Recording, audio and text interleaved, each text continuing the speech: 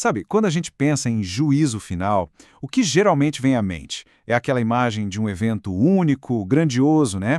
Mas e se, na verdade, estivéssemos falando de dois tribunais completamente diferentes, com propósitos e públicos totalmente distintos? Bom, é exatamente isso que a gente vai explorar agora. A ideia de partida é poderosa. Existe um dia de prestação de contas que simplesmente transcende o nosso calendário. Ele não é medido em horas ou minutos, mas pelo peso das nossas escolhas, pela nossa consciência. E aqui está o ponto central de tudo. Não é um evento tamanho único. As escrituras falam de dois tribunais bem distintos, cada um com um público específico e um propósito completamente diferente. Entender essa distinção é a chave de tudo. Ok, vamos começar pela base disso tudo. A ideia de que esse dia é inevitável. É um conceito que mexe com o sentimento que parece ser universal, a noção de que, no fim das contas, todos somos responsáveis pelos nossos atos. A gente vive numa época que exalta a autonomia, a liberdade de fazer o que quiser. Mas, ao mesmo tempo, a palavra responsabilidade parece causar um arrepio. E é exatamente nessa tensão, nesse conflito entre querer liberdade total e saber que nossas escolhas têm peso, que a ideia de um julgamento se encaixa. Agora sim, vamos entrar no primeiro desses tribunais, o Tribunal de Cristo. E aqui, a palavra mais importante não é condenação. A palavra-chave é avaliação. É um julgamento com um propósito muito específico. Olha que interessante, a palavra original em grego para esse tribunal é bema. Isso é fascinante porque bema não era um tribunal criminal, era a plataforma onde os atletas recebiam suas coroas, suas recompensas. Isso já muda totalmente nossa perspectiva, né? Não é um lugar de punição, mas de avaliação de desempenho. Então, para quem é esse tribunal afinal? A resposta é bem direta, apenas para os redimidos, ou seja, todos os que estão em Cristo Jesus. E o objetivo não é questionar a salvação, de jeito nenhum. O propósito é o outro. É manifestar, trazer à luz a qualidade e a motivação por trás das obras de cada um, com base na fidelidade à graça que foi recebida. E este versículo é a pedra fundamental de tudo isso. Para quem está diante do tribunal de Cristo, a questão da condenação já foi resolvida, não está mais em pauta. O assunto aqui não é salvo ou perdido. A metáfora usada para explicar isso é muito forte. É como se nossas obras fossem materiais de construção. Algumas são valiosas, duradouras, como ouro, prata. Essas resistem ao fogo. Outras, porém, são frágeis, como madeira, feno, palha, e essas são consumidas. E o teste de fogo vai revelar a verdadeira qualidade do que foi construído. E é muito importante entender o resultado disso. A salvação da pessoa está garantida, mas as recompensas, os galardões pelo serviço, podem ser perdidos. A imagem é de alguém que é salvo como que através do fogo, ou seja, escapa com a vida, mas perde tudo aquilo que construiu com material inferior. Bom, se o primeiro tribunal era sobre avaliação e recompensa para os salvos, o segundo cenário é radicalmente diferente. Vamos agora para o grande trono branco, onde o foco absoluto é a justiça final.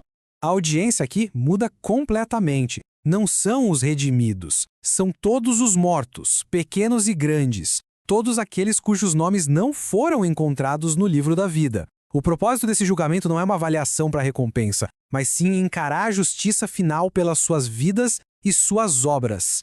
E essa tabela aqui, ela resume tudo de forma perfeita. A gente consegue ver lado a lado as diferenças, e a diferença mais gritante está no resultado. De um lado, falamos de recompensa ou perda de recompensa. Do outro lado, o que está em jogo é o destino eterno. É uma diferença gigantesca. É a disciplina de um pai versus a justiça de um rei. Nesse julgamento, os livros são abertos, e o critério é segundo as suas obras. Mas aqui, as obras servem para revelar a incredulidade. O resultado não é perda de galardão, mas a separação final e definitiva. A gente viu que os dois julgamentos mencionam obras, mas qual é o papel exato delas? Será que as obras são a causa da salvação ou da condenação? Ou elas são, na verdade, apenas uma evidência de algo muito mais profundo? E isso nos leva a uma das maiores questões teológicas que existem, né? Se o julgamento é baseado em obras, então quer dizer que a salvação vem por meio delas? A resposta para essa pergunta é espetacular. Está aqui, as obras não salvam, mas revelam. É isso. Elas não são a causa, elas são a evidência. Elas funcionam como um raio-x da vida, mostrando se por dentro houve uma transformação genuína, um novo nascimento, ou se era só uma aparência religiosa por fora. Vamos pensar assim. As obras são como o fruto de uma árvore. O fruto não faz a árvore ser o que ela é, mas ele revela que tipo de árvore ela é. Da mesma forma, as obras demonstram se a graça de Deus e uma submissão verdadeira a Cristo estão presentes ou ausentes. Tudo isso nos leva ao ponto culminante, ao clímax dessa análise. Quem é o juiz? A identidade de quem se senta no trono é talvez o elemento mais crucial e surpreendente de todos. E aqui está o grande paradoxo. O juiz que está no trono é o mesmo que um dia foi julgado e condenado em nosso lugar. O juiz é o cordeiro que foi imolado. Aquele que aplica a justiça é o mesmo que ofereceu a salvação. E veja bem, longe de anular a ideia de um juízo, a cruz, na verdade, mostra o quão sério ele é. O sacrifício do Salvador não diminui a nossa responsabilidade. Pelo contrário, ele a intensifica, mostrando o preço altíssimo do pecado. E no fim, tudo isso nos leva do cósmico para o pessoal, com uma pergunta final que fica para a nossa reflexão. Se o dia fosse hoje, como cada um de nós estaria? Não em termos de aparência ou status religioso, mas em termos do que é real, do que está no nosso interior. Sabe, quando a gente pensa em juízo final, o que geralmente vem à mente? É aquela imagem de um evento único, grandioso, né? Mas e se, na verdade, estivéssemos falando de dois tribunais completamente diferentes, com propósitos e públicos totalmente distintos? Bom, é exatamente isso que a gente vai explorar agora. A ideia de partida é poderosa. Existe um dia de prestação de contas que simplesmente transcende o nosso calendário. Ele não é medido em horas ou minutos, mas pelo peso das nossas escolhas, pela nossa consciência. E aqui está o ponto central de tudo. Não é um evento tamanho único. As Escrituras falam de dois tribunais bem distintos, cada um com um público específico e um propósito completamente diferente. Entender essa distinção é a chave de tudo. Ok, vamos começar pela base disso tudo. A ideia de que esse dia é inevitável. É um conceito que mexe com o sentimento que parece ser universal, a noção de que, no fim das contas, todos somos responsáveis pelos nossos atos. A gente vive numa época que exalta a autonomia, a liberdade de fazer o que quiser. Mas, ao mesmo tempo, a palavra responsabilidade parece causar um arrepio. E é exatamente nessa tensão, nesse conflito entre querer liberdade total e saber que nossas escolhas têm peso, que a ideia de um julgamento se encaixa. Agora sim, vamos entrar no primeiro desses tribunais, o Tribunal de Cristo. E aqui, a palavra mais importante não é condenação. A palavra-chave é avaliação. É um julgamento com um propósito muito específico. Olha que interessante, a palavra original em grego para esse tribunal é bema. Isso é fascinante porque bema não era um tribunal criminal, era a plataforma onde os atletas recebiam suas coroas, suas recompensas. Isso já muda totalmente nossa perspectiva, né? Não é um lugar de punição, mas de avaliação de desempenho. Então, para quem é esse tribunal afinal? A resposta é bem direta, apenas para os redimidos, ou seja, todos os que estão em Cristo Jesus. E o objetivo não é questionar a salvação, de jeito nenhum. O propósito é o outro. É manifestar, trazer à luz a qualidade e a motivação por trás das obras de cada um, com base na fidelidade à graça que foi recebida. E este versículo é a pedra fundamental de tudo isso. Para quem está diante do tribunal de Cristo, a questão da condenação já foi resolvida, não está mais em pauta. O assunto aqui não é salvo ou perdido. A metáfora usada para explicar isso é muito forte. É como se nossas obras fossem materiais de construção. Algumas são valiosas, duradouras, como ouro, prata. Essas resistem ao fogo. Outras, porém, são frágeis, como madeira, feno, palha, e essas são consumidas. E o teste de fogo vai revelar a verdadeira qualidade do que foi construído. E é muito importante entender o resultado disso. A salvação da pessoa está garantida, mas as recompensas, os galardões pelo serviço, podem ser perdidos. A imagem é de alguém que é salvo como que através do fogo, ou seja, escapa com a vida, mas perde tudo aquilo que construiu com material inferior. Bom, se o primeiro tribunal era sobre avaliação e recompensa para os salvos, o segundo cenário é radicalmente diferente. Vamos agora para o grande trono branco, onde o foco absoluto é a justiça final. A audiência aqui muda completamente. Não são os redimidos, são todos os mortos, pequenos e grandes, todos aqueles cujos nomes não foram encontrados no livro da vida. O propósito desse julgamento não é uma avaliação para recompensa, mas sim encarar a justiça final pelas suas vidas e suas obras. E essa tabela aqui, ela resume tudo de forma perfeita. A gente consegue ver lado a lado as diferenças. E a diferença mais gritante está no resultado. De um lado, falamos de recompensa ou perda de recompensa. Do outro lado, o que está em jogo é o destino eterno. É uma diferença gigantesca. É a disciplina de um pai versus a justiça de um rei. Nesse julgamento, os livros são abertos, e o critério é segundo as suas obras.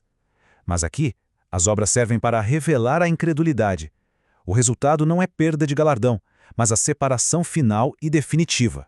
A gente viu que os dois julgamentos mencionam obras, mas qual é o papel exato delas? Será que as obras são a causa da salvação ou da condenação? Ou elas são, na verdade, apenas uma evidência de algo muito mais profundo? E isso nos leva a uma das maiores questões teológicas que existem, né? Se o julgamento é baseado em obras, então quer dizer que a salvação vem por meio delas? A resposta para essa pergunta é espetacular. Está aqui: as obras não salvam, mas revelam. É isso. Elas não são a causa, elas são a evidência. Elas funcionam como um raio-x da vida, mostrando se por dentro houve uma transformação genuína, um novo nascimento, ou se era só uma aparência religiosa por fora. Vamos pensar assim. As obras são como o fruto de uma árvore. O fruto não faz a árvore ser o que ela é, mas ele revela que tipo de árvore ela é. Da mesma forma, as obras demonstram se a graça de Deus e uma submissão verdadeira a Cristo estão presentes ou ausentes. Tudo isso nos leva ao ponto culminante, ao clímax dessa análise. Quem é o juiz? A identidade de quem se senta no trono é talvez o elemento mais crucial e surpreendente de todos. E aqui está o grande paradoxo. O juiz que está no trono é o mesmo que um dia foi julgado e condenado em nosso lugar. O juiz é o cordeiro que foi imolado. Aquele que aplica a justiça é o mesmo que ofereceu a salvação. E veja bem, longe de anular a ideia de um juízo, a cruz, na verdade, mostra o quão sério ele é. O sacrifício do Salvador não diminui a nossa responsabilidade. Pelo contrário, ele a intensifica, mostrando o preço altíssimo do pecado. E no fim, tudo isso nos leva do cósmico para o pessoal, com uma pergunta final que fica para a nossa reflexão. Se o dia fosse hoje, como cada um de nós estaria?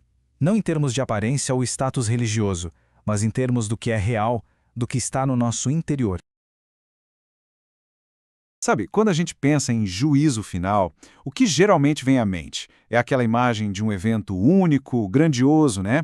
Mas e se, na verdade, estivéssemos falando de dois tribunais completamente diferentes, com propósitos e públicos totalmente distintos? Bom, é exatamente isso que a gente vai explorar agora. A ideia de partida é poderosa. Existe um dia de prestação de contas que simplesmente transcende o nosso calendário. Ele não é medido em horas ou minutos, mas pelo peso das nossas escolhas, pela nossa consciência. E aqui está o ponto central de tudo. Não é um evento tamanho único. As Escrituras falam de dois tribunais bem distintos, cada um com um público específico e um propósito completamente diferente. Entender essa distinção é a chave de tudo. Ok, vamos começar pela base disso tudo. A ideia de que esse dia é inevitável. É um conceito que mexe com o sentimento que parece ser universal, a noção de que, no fim das contas, todos somos responsáveis pelos nossos atos. A gente vive numa época que exalta a autonomia, a liberdade de fazer o que quiser. Mas, ao mesmo tempo, a palavra responsabilidade parece causar um arrepio. E é exatamente nessa tensão, nesse conflito entre querer liberdade total e saber que nossas escolhas têm peso, que a ideia de um julgamento se encaixa. Agora sim, vamos entrar no primeiro desses tribunais, o Tribunal de Cristo. E aqui, a palavra mais importante não é condenação. A palavra-chave é avaliação. É um julgamento com um propósito muito, muito específico. Olha que interessante, a palavra original em grego para esse tribunal é bema. Isso é fascinante porque bema não era um tribunal criminal, era a plataforma onde os atletas recebiam suas coroas, suas recompensas. Isso já muda totalmente nossa perspectiva, né? Não é um lugar de punição, mas de avaliação de desempenho. Então, para quem é esse tribunal afinal? A resposta é bem direta, apenas para os redimidos, ou seja, todos os que estão em Cristo Jesus. E o objetivo não é questionar a salvação, de jeito nenhum. O propósito é o outro. É manifestar, trazer à luz a qualidade e a motivação por trás das obras de cada um, com base na fidelidade à graça que foi recebida. E este versículo é a pedra fundamental de tudo isso. Para quem está diante do tribunal de Cristo, a questão da condenação já foi resolvida, não está mais em pauta. O assunto aqui não é salvo ou perdido. A metáfora usada para explicar isso é muito forte. É como se nossas obras fossem materiais de construção.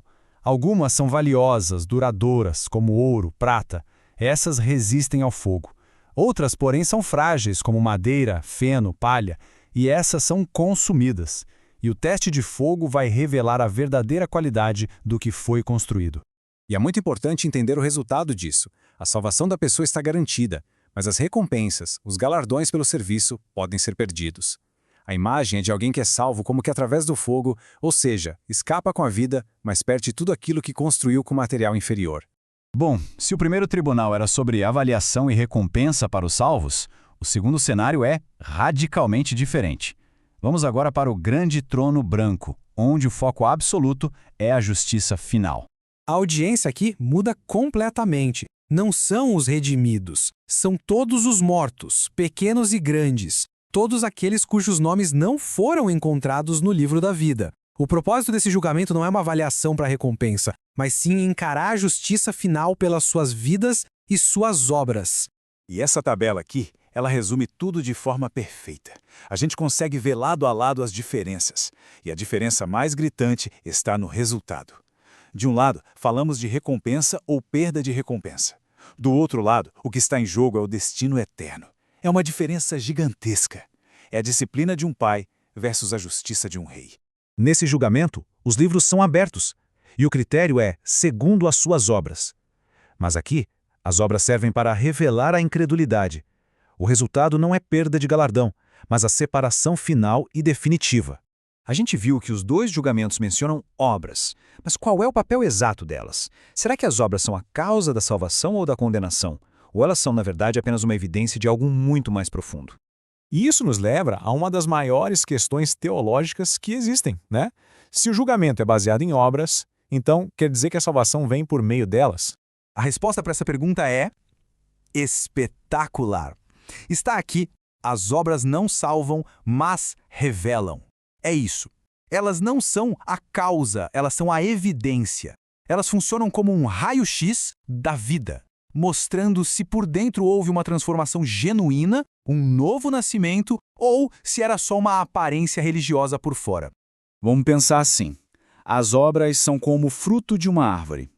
O fruto não faz a árvore ser o que ela é, mas ele revela que tipo de árvore ela é.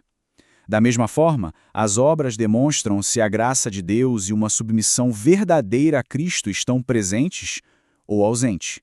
Tudo isso nos leva ao ponto culminante, ao clímax dessa análise. Quem é o juiz? A identidade de quem se senta no trono é talvez o elemento mais crucial e surpreendente de todos. E aqui está o grande paradoxo. O juiz que está no trono é o mesmo que um dia foi julgado e condenado em nosso lugar. O juiz é o cordeiro que foi imolado. Aquele que aplica a justiça é o mesmo que ofereceu a salvação. E veja bem, longe de anular a ideia de um juízo, a cruz, na verdade, mostra o quão sério ele é. O sacrifício do Salvador não diminui a nossa responsabilidade. Pelo contrário, ele a intensifica, mostrando o preço altíssimo do pecado.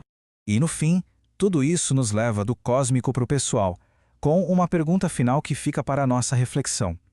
Se o dia fosse hoje, como cada um de nós estaria? Não em termos de aparência ou status religioso, mas em termos do que é real, do que está no nosso interior.